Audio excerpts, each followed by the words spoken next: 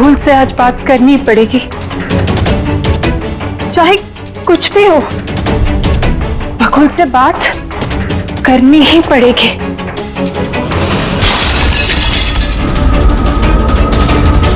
घर में तो कोई नहीं है, ये आवाज कैसे?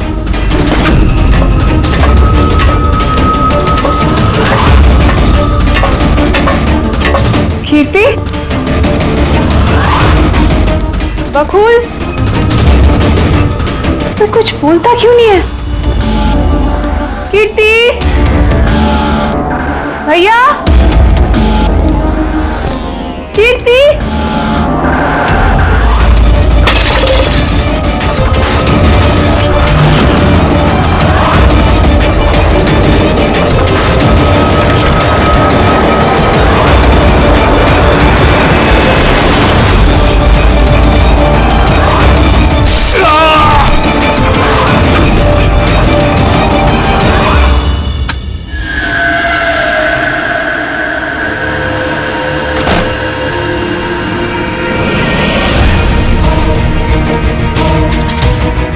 भैया का सूटकेस? भैया बैंगलोर नहीं गए क्या?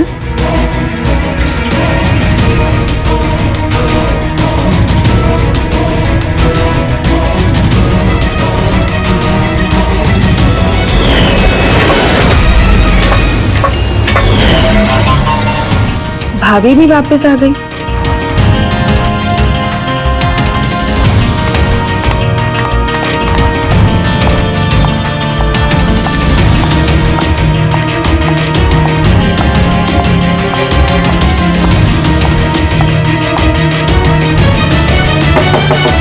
भैया, बकुल भैया, भैया आप बैंगलोर नहीं गए क्या? भाभी,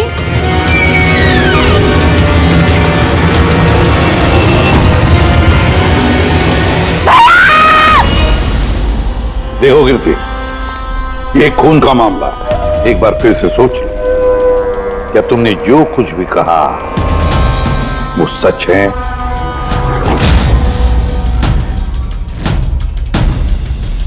सर,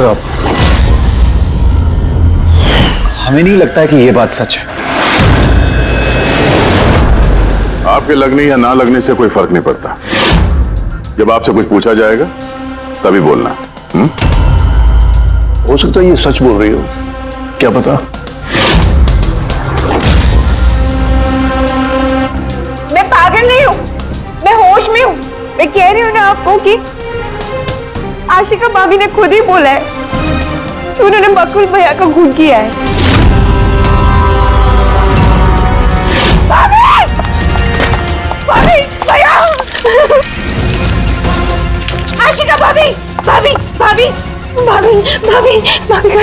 भाभी! कौन भाभी? भाभी! भाभी! ये सब हुआ कैसे? किसने किया ये सब? भाभी! मर गया बकुल, किस्सा खत्म।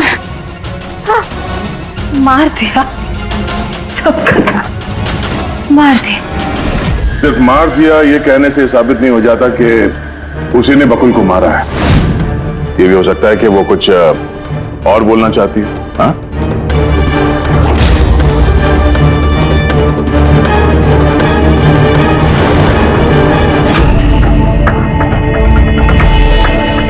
एक बात बताओ, जब बकुल का खून हुआ उस वक्त तुम सब लोग कहां पर थे? कहां थे तुम लोग? मैं और नितिन तो एक दोस्त की शादी में खंडाला गए थे। कीर्ति का कॉल आया और हम भागे चले आए।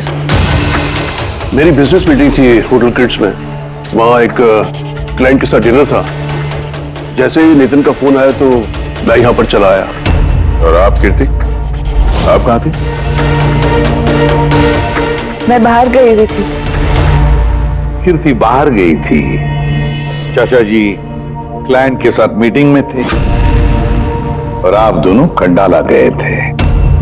उस वक्त बकुल और आशिका घर में अकेली थी, है ना? बकुल भैया भी बैंगलोर जाने वाले थे, उनकी 11 बजे की फ्लाइट थी और आशिका भाभी तो पार्टी में गई थी। आप सब घर में नहीं थे, तो फिर बैंगलोर जाने वाला बकुल वापस क्यों आया घर पे? और ये आशिका, वो पार्टी से वापस क्यों आई? तो वो आप जाकर आशिका भाभी से पूछिए ना कि वो इतनी जल्दी वापस क्यों आ गई। वो तो घर पे ये बोलकर गई थी ना कि वो सुबह वापस आएंगी। वो तो हम पूछेंगे उससे। फिलहाल आप बताइए, आप कहाँ गई थी बाहर? मेरी मदर बांद्रा रहती है, उनको अचानक फूड पॉइजनिंग हुआ था, मैं उनके पास ही गई थी और फिर वहीं से मैं आई। वाह, हर एक के पास एक्सप्लेनेशन है कि बकुल के खून के वक्त मैं यहां था, मैं वहां थी, मैं वहां गया था। सबके पास एक्सप्लेनेशन है, लेकिन आप सब लोग एक बात अच्छी तरह से याद रखना, हम सीआईडी वालों से सच ज्यादा देर तक छुपता नहीं, सामने आकर ही रहता है।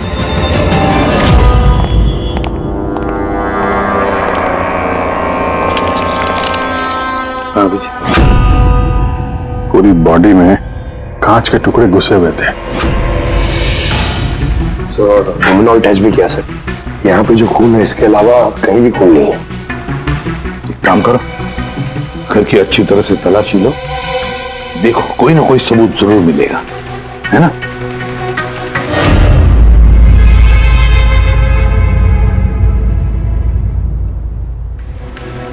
ये बताया सर, इनका कहना है कि इन्हें कुछ भी याद नहीं। कुछ भी याद नहीं? आशिका, तुम्हें याद आ रहा है तुमने कीर्ति को होश में आने के बाद कुछ बताया था? याद करो। मुझे कुछ याद नहीं आ रहा। याद करने की कोशिश करो। कीर्ति कह रही थी कि बकुल का खून तुमने किया, ऐसा तुमने खुद उसको बताया? कीर्ति इल्जाम लगा रही है मेरे पे। बकुल को मैंने नहीं मारा।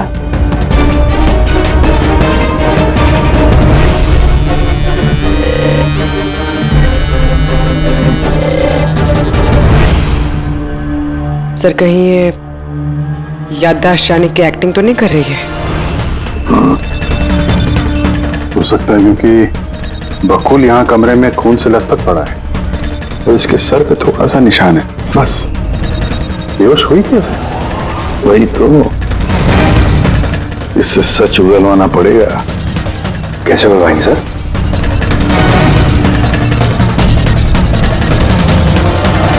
सच उगलवाएंगे नार्को टेस्ट से।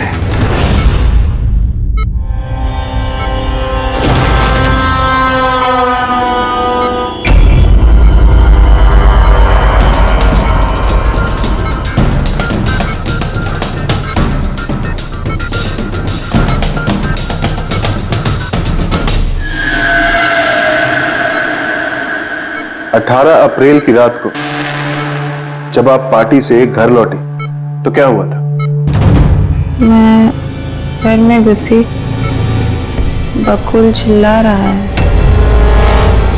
फिर क्या हुआ? फिर मैं रूम में गई देखने के लिए। क्या देखा आपने? मैंने देखा कि जैसे ही मैं अंदर गई तो मैंने देखा बकुल वहां पे है, उसके पीठ से खून निकल रहा था। मैंने वहीं पर एक लड़की की लाश पड़ी हुई देखी। मुझे गुस्सा आया और मैंने वहां पड़ा एक कांच को उठाया।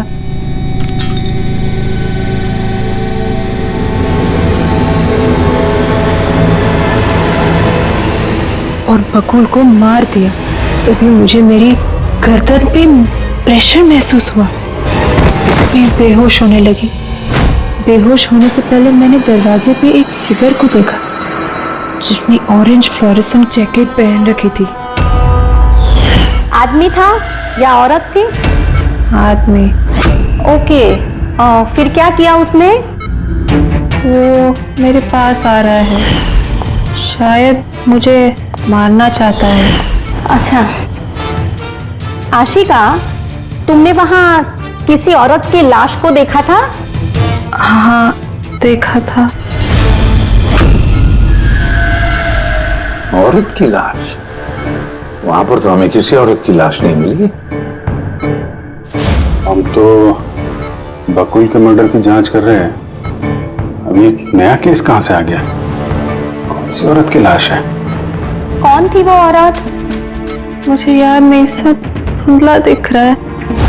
कि कहीं ये हमें गुमराह तो नहीं कर रही? समझ में नहीं आ रहा है ये किस औरत की बात कर रही है, किस औरत की लाश की बात। आशिका, तुमने बकुल को क्यों मारा? क्यों मारा बकुल को? ठीक ही हुआ कि वो मर गया। वैसे ही जिंदा रहता तो मैं सड़कों पे धक्के खाती। क्यों? सड़कों पे धक्के क्यों खाते? बदचलन साबित करना चाहता था, तलाक चाहता था मेरे से। अच्छा, वो मरी हुई औरत वो कौन थी? मैंने आपको कहा ना, मुझे याद नहीं वो कौन थी। देखो आशिका, हमें वहां पर किसी भी औरत की लाश नहीं मिली। तो फिर कहां गई होगी वो लाश? मुझे जब होश आया वो लाश वहां से जा चुकी थी। और वो फ्लोरेसेंट ऑरेंज कलर का जैकेट पहना हुआ आदमी? वो धुंधला धुंधला सा दिख रहा था, दरवाजे पे ही खड़ा था। शायद मेरे बेहोश होने का इंतजार कर रहा था।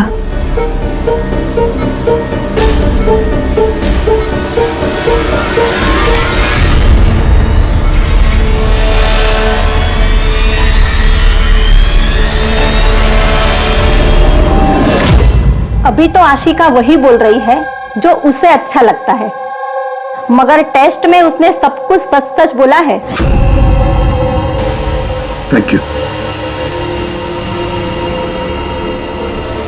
सर। अगर इसने नार्को टेस्ट में सच बोला है तो हमें उस मरी हुई औरत के बारे में पता करना पड़ेगा। लगता है क्राइम सीन पर दोबारा जाना पड़ेगा। अच्छी तरह से फिर से चेक करते हैं, कोई ना कोई सबूत तो मिलेगा ही मिलेगा। सर, ये मशीन कोई स्पेशल मशीन है? ये मशीन छोटे से छोटा सबूत ढूंढने में भी सक्षम है, जैसे कि माइक्रोब्स जो अक्सर धूल में मिल जाते हैं। और ये जो मशीन है ना, इस कमरे में छोटा से छोटा जो डस्ट पार्टिकल होगा ना, छोटे से छोटा, उससे उस जैकेट वाले आदमी का पता बता देगी जो इस कमरे में मौजूद था। बहुत बढ़िया।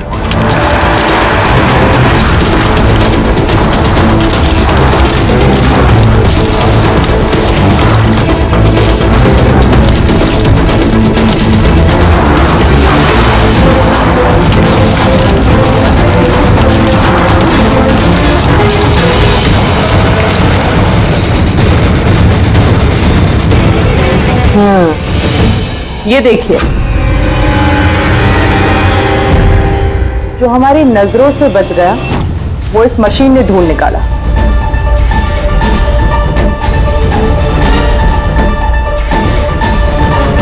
ये तो कोई नाखून लगता है। वो भी नेल पेंट लगा हुआ, डेफिनेटली कोई औरत का है। मगर सर, यहाँ कैसे? शायद भागा दौड़ी हाथापाई में किसी चीज से ठोकर लगी होगी और नाखून यहाँ पे रह गया। घर वालों का पता करो, इनमें से तो किसी का नहीं।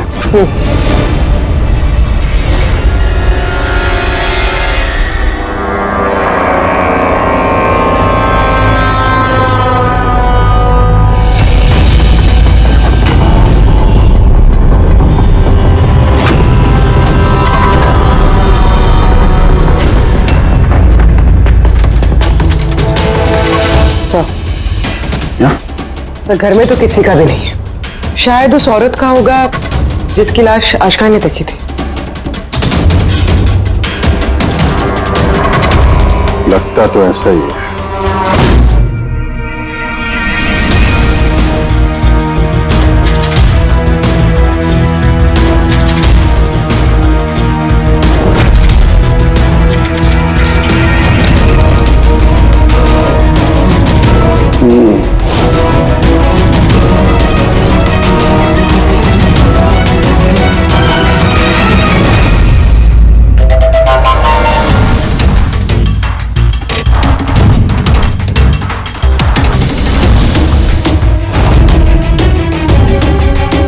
लड़के का हाथ है तेरे का। राइट। क्या पता चला इस नाखून का किसका है ये? सर इन नाखून का डीएनए किसी भी फैमिली मेंबर से मैच नहीं हुआ। लेकिन एक बात पता चली बस, ये नाखून जिस किसी का भी है वो एक औरत है और उसकी उम्र 20 से 25 साल है। 20 से 25 साल की औरत। और एक बात, हाँ,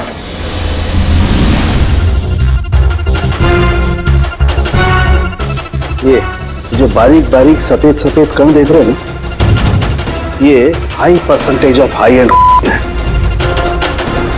नाखून में सुनिए, कोई औरत ड्रग एडिक्ट भी है? हाँ, घर परिवार की नहीं, बाहर की है। सर कोई बाहर वाली वहां पे आई है तो किसी कार, ऑटो, टैक्सी वगैरह ही किया होगा। हाँ, पता लगाना पड़ेगा रिक्शा वालों से, टैक्सी वालों से कि क्या उनमें से किसी ने उसे घर पर छोड़ा है क्या। सर वो आशिका बता रही थी कोई फ्लोरोसेंट ऑरेंज कलर की जैकेट पहने हुए आदमी था वहां पे। बेहोश होने से पहले मैंने दरवाजे पे एक फिगर को देखा जिसने ऑरेंज फ्लोरेसेंट जैकेट पहन रखी थी। वो कौन है, कहाँ से आया, कहाँ गायब हो गया, उसके बारे में ही पता लगाना पड़ेगा। और सर जितने ड्रग पेडलर्स है उनसे भी पता करना पड़ेगा कि कितनी औरतें ये हाई एंड लेती हैं। अभिजीत एक काम करो, रिक्शा वालों से, टैक्सी वालों से पता लगाओ क्या किसी ने इस औरत को घर पर छोड़ा था क्या, और मिसिंग पर्सन रिपोर्ट भी चेक करो। बताया चलो, शहर में जितने भी ड्रग पेडलर्स है ना, सबसे जाकर पूछताछ करो, देखो क्या वो किसी ऐसी औरत को जानते हैं जो हाई क्वालिटी इस्तेमाल करती है। और हम जाकर उन घर वालों से मिलते हैं, देखते हैं क्या कर रहे थे, कहाँ गए थे इस हादसे के वक्त।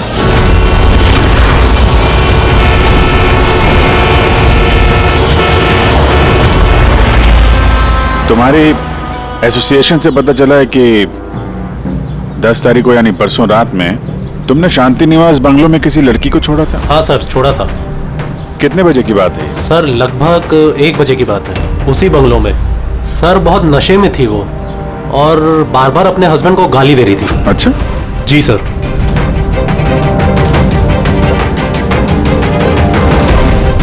ये लड़की थी वो? हाँ सर, यही थी वो। वहाँ बंगलों के आसपास कुछ गड़बड़ लगी क्या? नहीं सर, गड़बड़ तो कुछ नहीं लगी, सब कुछ नॉर्मल ही था। और एक कार खड़ी थी, एक बाइक और सर एक गार्बेज वैन भी था। Garbage van? जी sir. Sir sir sir sir sir sir, मैं भी एक लड़की को परसों शांति निवास बंगलों के बाजू में छोड़ा था। कितने बजे? सर यही कोई 12:30 बजे के आसपास। और तुमने 1 बजे छोड़ा था? जी सर। ये लड़की थी वो? नहीं नहीं सर, ये लड़की नहीं थी। तो इसको तुमने 1 बजे छोड़ा और 12:30 बजे जिस लड़की को छोड़ा था उसको दोबारा देखोगे तो पहचान जाओ? एकदम सर, बरोबर पहचान लेगा। गुड। सुनो, तुम लोगों से जो भी सवाल पूछा जाएगा उसका सही सही जवाब चाहिए। जरा सा भी झूठ बोला ना तो बड़ी मुसीबत खड़ी हो जाएगी, समझे? सर झूठ बोल के जान आफत में नहीं डालनी है हमें। तो फिर बताओ, जिस दिन बकुल का खून हुआ उस दिन क्या चेतन तुम्हारे होटल में था?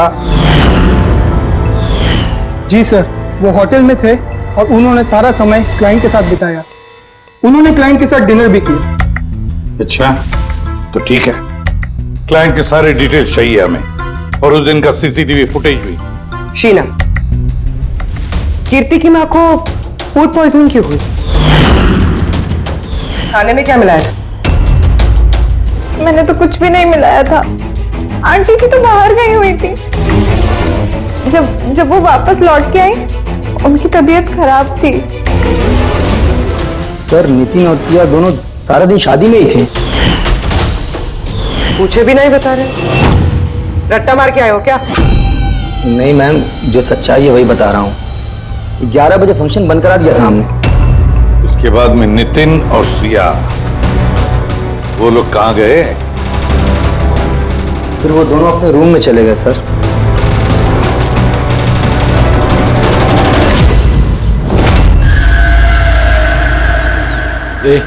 ये माल किधर मिलेगा?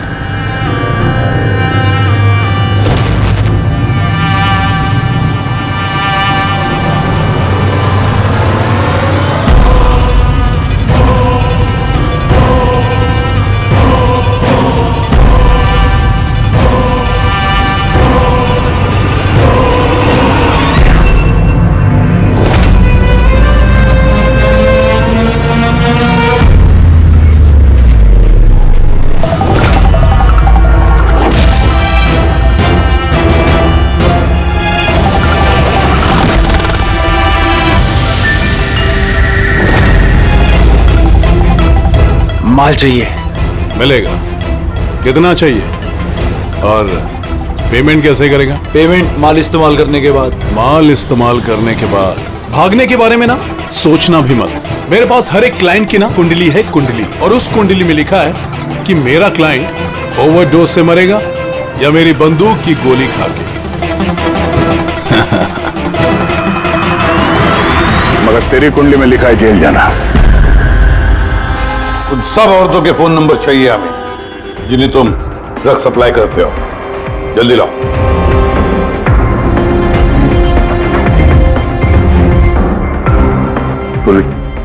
देखो जरा कॉल करके देखो उन सारे नंबर्स पर। देखो कोई गायब तो नहीं है।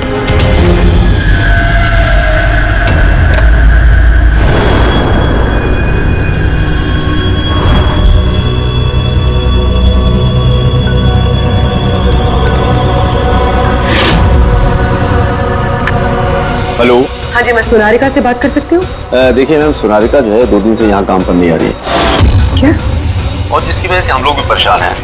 2 दिन से? ठीक, थैंक यू।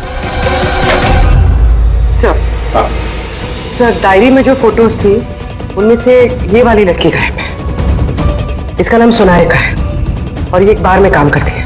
हाँ। 2 दिनों से गायब है। ये सोनारिका, ये तुम्हारी क्लाइंट है? हाँ सर।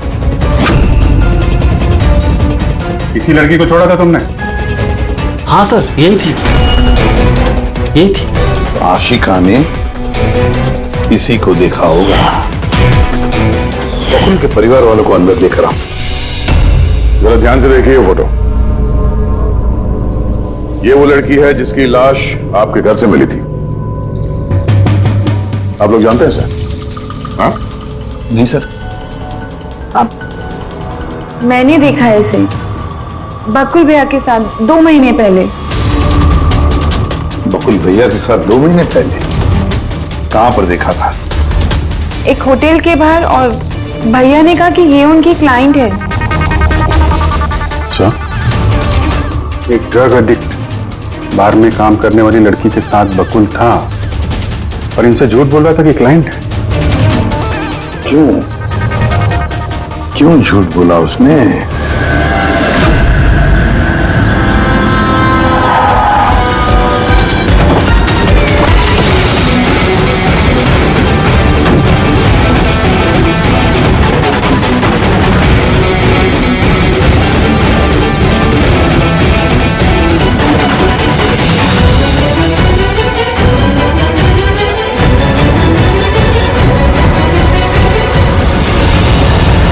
ये सोनालिका यहीं पे काम करती थी ना? जी हाँ, यहीं काम करती है। आप लोग कौन? सीआईडी। सोनालिका का खून है क्या? इसीलिए वो 2 रात से यहाँ काम पर नहीं आ रही है। हाँ, मगर हमें उसकी लाश नहीं मिली है। और इसके साथ साथ ये बकुल नाम का आदमी है, इसका भी खून हुआ। हम ये जानना चाहते हैं कि सोनालिका का इस बकुल के साथ क्या संबंध है? संबंध के बारे में तो नहीं पता, लेकिन हाँ, ये आदमी कभी कभी हमारे बारे में सोनालिका को लेने आता था। फिलहाल आपको इसके बारे में ज्यादा जानकारी तेजी ही दे सकती है साहब। ये तेजी कौन है? सर, ये है तेजी। तेजी, सोनालिका तुम्हारी दोस्त थी। ये बताओ कि इस आदमी के साथ सोनालिका का क्या संबंध है? सर, सोनालिका का बकुल के साथ अफेयर चल रहा था। बकुल उसके सारे रईसों वाले खर्चे उठाता था, पर उसको हमेशा बकुल से कुछ ना कुछ शिकायतें रहती थी। कैसी शिकायत रहती थी? वो कहती थी कि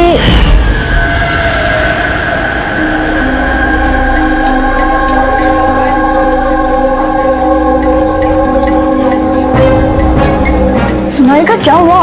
मैं बकुल के साथ ना अब ये रिश्ता और नहीं रख पाऊंगी। क्यों, क्या हुआ?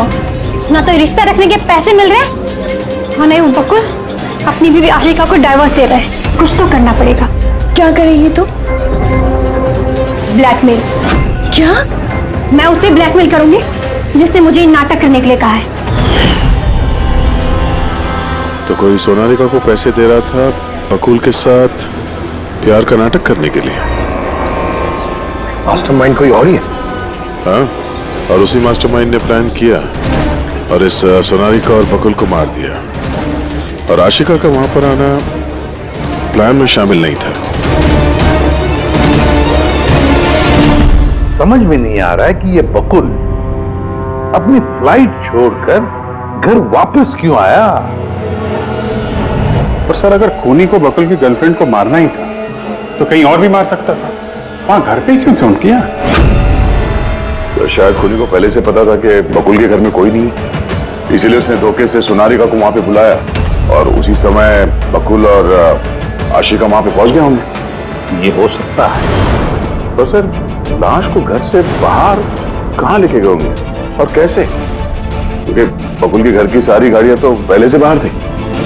दया, खूनी अगर चाहता है तो क्या लाश के टुकड़े करके वो सूटकेस में भी ले जा सकता है, या फिर लाश के टुकड़े करके वो प्लास्टिक के थैलियों में भी डाल सकता है। कचरे की थैलियां हैं प्लास्टिक की।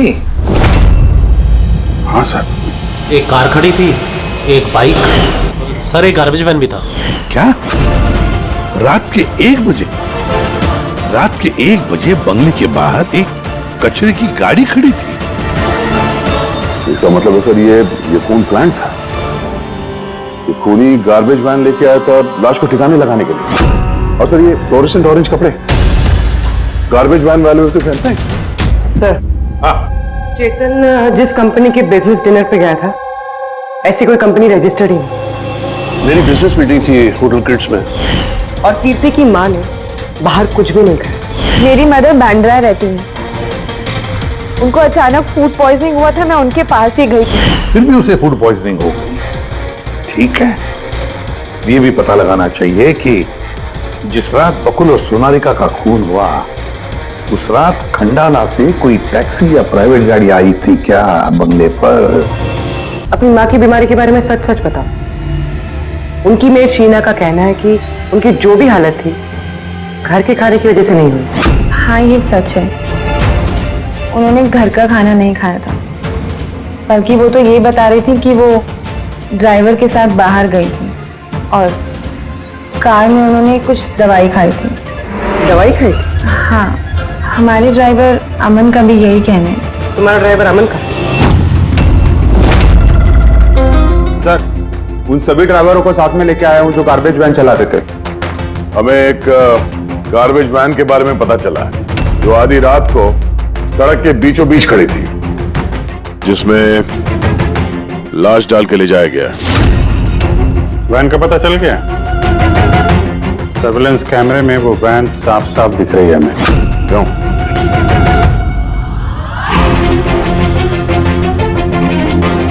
तुम हो ना उस वैन के ड्राइवर? नहीं सर, मुझे कुछ नहीं पता। मेरा भाई लेकर गया था सर उस वैन को। अब वो उसे कहाँ लेकर गया था और क्यों लेकर गया था, मुझे कुछ नहीं बताया सर उसने। फोन लगा उसका? जी सर।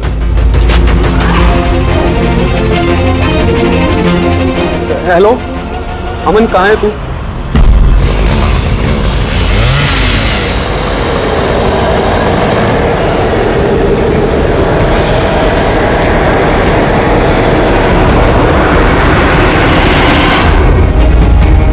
क्या भाई, कैसा है?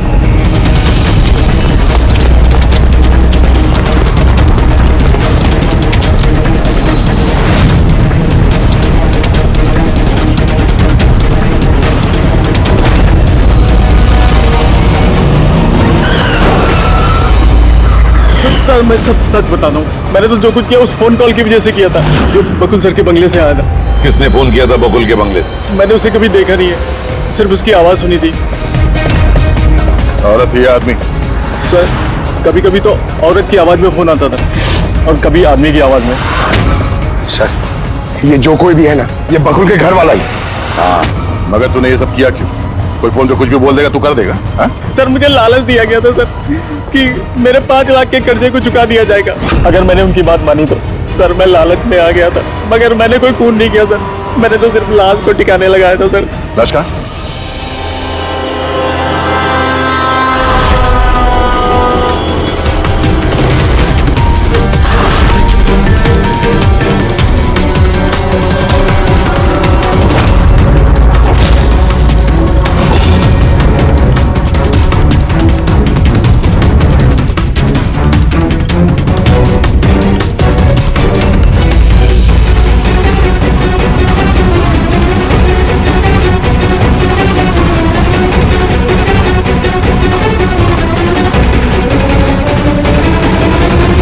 बॉस, इस लड़की का गला घोटा गया है, शायद इसी से इसकी मौत हुई है। तो इसीलिए सोनारिका की खून का कोई भी निशान नहीं था क्राइम सीन पर। और उसके पैर के अंगूठे का नाखून भी उखड़ा हुआ है।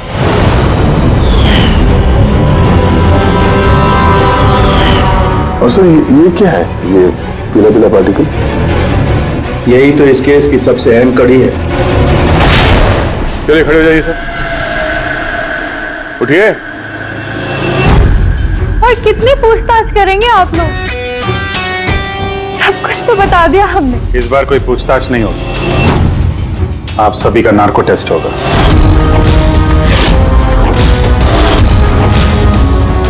नार्को टेस्ट क्यों पर? क्योंकि आप में से कोई है जो सच नहीं बोल रहा है। आपके पास कोर्ट की परमिशन है इस नार्को टेस्ट के लिए? जी हाँ, परमिशन के बिना हम कुछ नहीं करते।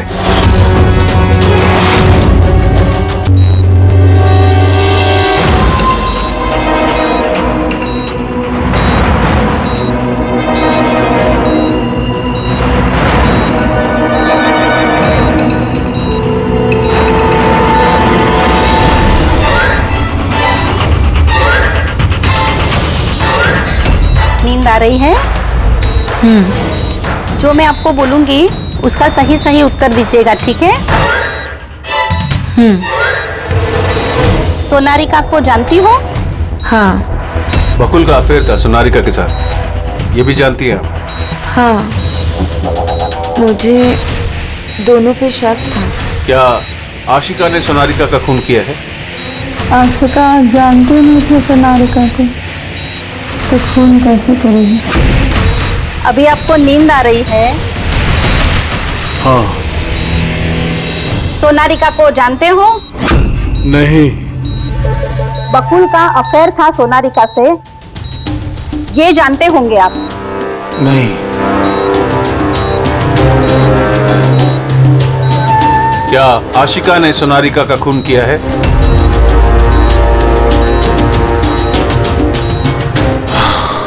आशिका सोनारिका को जानती थी।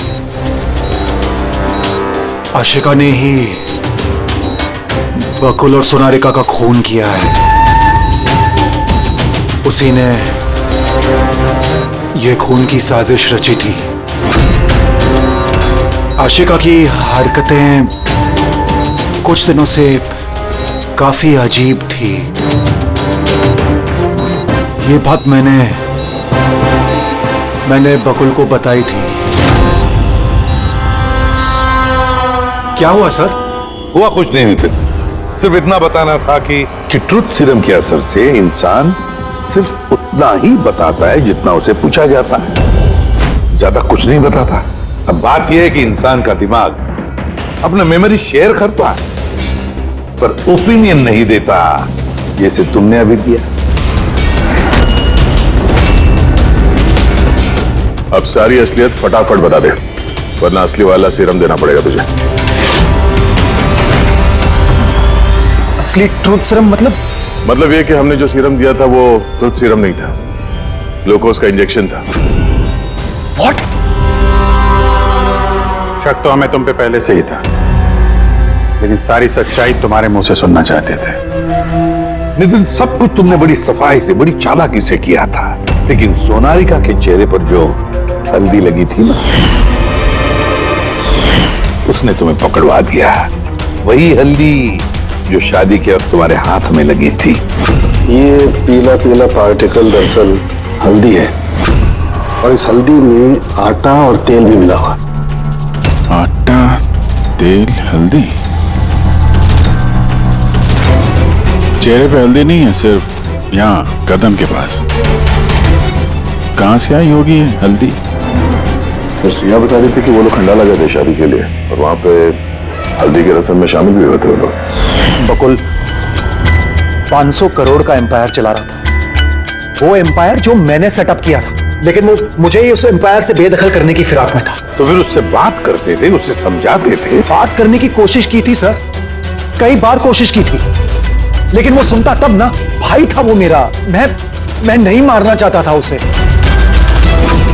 लेकिन वो पूरा एम्पायर अपने नाम पे करवाना चाहता था। इसीलिए फिर मैंने भी एक प्लान बनाया। क्या प्लान बनाया? बकुल और आशिका के आए दिन झगड़े होते रहते थे। वो आशिका को छोड़ना चाहता था। मैंने सोनारिका को पैसों का लालच दिया और उससे कहा कि बकुल से झूठ मूठ का प्यार का नाटक करे और एक दिन आगे जाके उससे शादी भी करे। दरअसल मैं सोनारिका के जरिए अपना एम्पायर हासिल करना चाहता था। मगर उसे क्यों मार दिया? वो तो तुम्हारा साथ दे रही थी। शुरू में सर, लेकिन बाद में उसने मुझे ब्लैकमेल करना शुरू कर दिया। और इसलिए तुमने सोनारिका को धोखे से घर बुला लिया? हाँ सर। उस रात मैंने ऐसी सिचुएशन क्रिएट की जिससे कि सब लोग घर से बाहर रहे। मैं भी सिया के साथ खंडाला चला गया और जैसे ही सिया ने दवाई ली और सो गई, मैं फौरन टैक्सी पकड़कर यहां आ गया और अमन को बुला लिया। सोनारिका के घर पहुंचते ही, देखो सोनारिका, मेरी बात समझने की कोशिश करो। अगर बीच रास्ते में तुमने मेरा साथ छोड़ दिया तो मेरा पूरा प्लान चौपट हो जाएगा। हो जाए प्लान चौपट, मुझे कोई फर्क नहीं पड़ता। और वैसे भी मुझे उस बकुल में कोई इंटरेस्ट नहीं है और ना ही मैं उससे प्यार करती हूँ और ना ही मैं उससे शादी करना चाहती हूँ।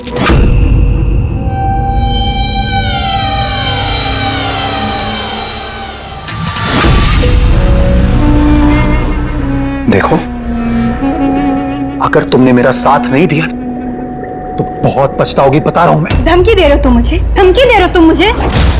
हाँ? ऐसा ही समझ लो।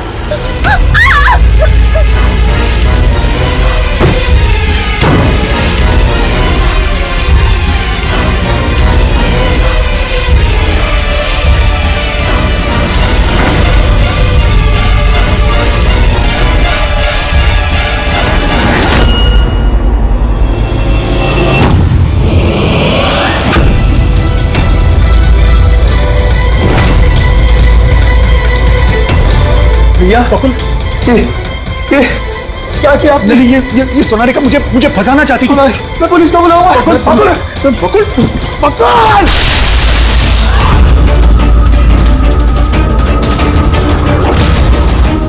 बकुल!